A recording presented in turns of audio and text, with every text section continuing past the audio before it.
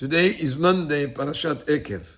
Parashat this week includes in it the mitzvah of Birkat Mazon. Pasuk says, "Ve'achalta ve'savata u'verachta." You eat, you're satisfied, and then you bless Hashem. So mideoraita from the Torah, that a person is obligated to say Birkat Mazon only if he ate enough food to be satisfied. But Hachamim made a rule that even if you eat kazait, which is 28 grams, you already have the obligation to say Birkat Mazon. Birkat Mazon should be said with focus, with kavanah, with simcha. Person should say it while he's seated, not standing. Person also cannot say Birkat Mazon while he's involved in any activity. He cannot be doing work and saying Birkat Mazon at the same time. Also, when you say Birkat Mazon, you should say it, articulate the word so you can hear it. But if you didn't say it in a way where you can hear the words being said, it's okay, you fulfill the obligation. But the preferable way is the way that to say it in articulating the word so that you can hear yourself. Now this minimum amount of kazait of 28 grams should be eaten within toch kedei achilat pras, which is within 4 or 5 minutes. But interestingly, this idea of thanking Hashem for the food that we ate, we have beracha that we say after any type of food that we eat. But after you eat bread, there's a very long blessing. It's actually composed of 4 separate blessings that are come together to create Birkat Mazon. And we thank Hashem for being able to eat that bread, but if you think about it, there are many types of foods that involve much, much less preparation than in preparing for bread. Let's say you want to eat a fruit, you just pick it up from the tree and then you can eat it. Some fruits you don't even have to peel it. Okay, so you peel it and then you eat it.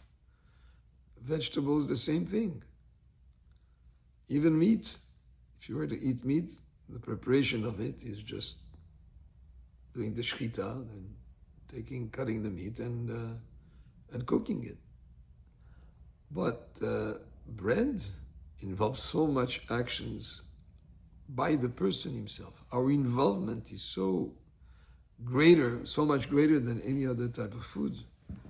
When you have wheat that, let's say you harvested, you're going to harvest the wheat, and you have to separate the chaff from the grain from the chaff.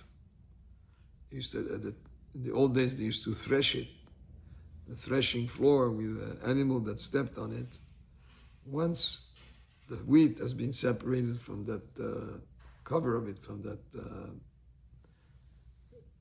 cover of the actual grain itself, then you have to winnow it. You have to separate it. It used to be where they would just throw it in the wind, and then the grain will fall separately from the chaff. So that's another step. Then once you've done that, now you have to grind it.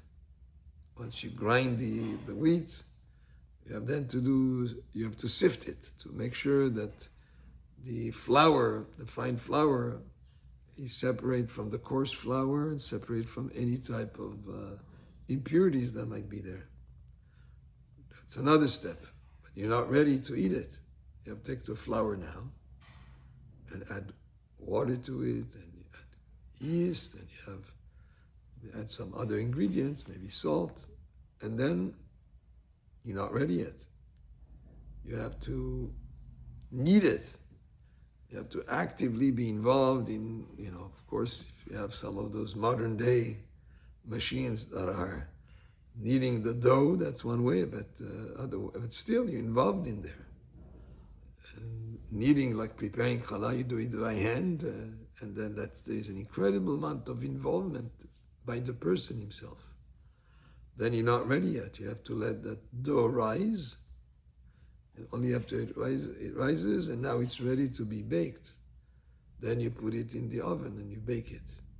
So you see, there are so many steps that involve a person, yet that is the food that involves the most of our action and our active action in it.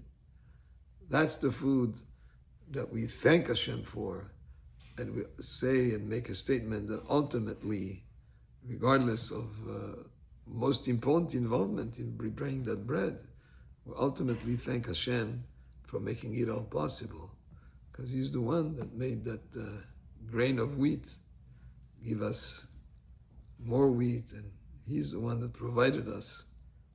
No matter our involvement, even if it was so great, much greater than other foods, this is where we have the obligation to recognize the great miracle of nature that Hashem sustains us. Baruch Adonai le'olam, amen ve'amen.